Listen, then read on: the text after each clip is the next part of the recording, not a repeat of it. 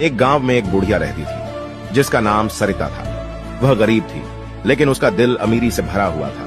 वह हमेशा दूसरों की मदद करने के लिए तैयार रहती थी। वह दूसरों के घर में सफाई करना और बर्तन धोने का काम करती थी। वह काम के कभी भी पैसे नहीं लेती थी। वह बदले में सिर्फ 2 रोटी मांगती थी। कुछ लोग उसकी दयालुता का इस्तेमाल करके उससे घर का सारा काम करवाते थे। एक दिन गांव में एक बड़ा भूकंप आया और गांव को तबाह कर दिया।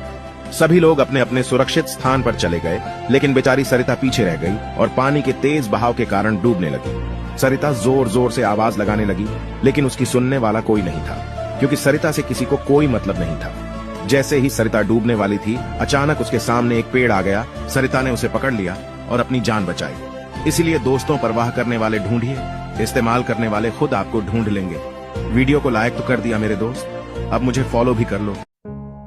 रवि एक छोटे से गांव का गरीब लड़का था, लेकिन उसके सपने बड़े थे।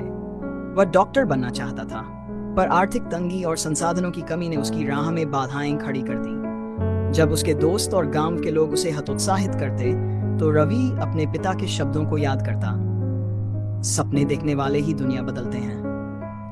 रवि ने ठान लिया कि वह हार नहीं मानेगा। उसने दिन रात मेहनत की, पढ़ाई के लिए खेतों में काम किया और अपने लक्ष्य की ओर बढ़ता गया।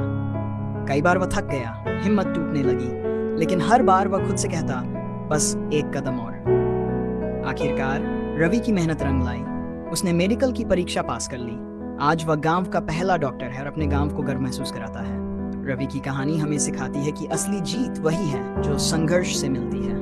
एक गांव में एक गरीब किसान रहता था जिसका ख्वाब था कि वो अपनी बेटी की शादी धूमधाम से करे। एक दिन उसे खेत में एक चमकती हुई बोतल मिली। बोतल खोलते ही एक जिन जाहिर हुआ और कहा, तुम्हारी 3 ख्वाहिशें पूरी करूंगा। किसान ने अपनी पहली ख्वाहिश में खेतों के लिए पानी मांगा, दूसरी में बेटी की शादी के लिए पैसा और तीसरी में गाँव के लोगों की खुशहाली। जिन ने सब कुछ पूरा कर दिया। किसान की बेटी की शादी हुई और गाँव खुशहाल हो गया। किसान ने हमेशा शुक्रगुजारी का दरस दिया।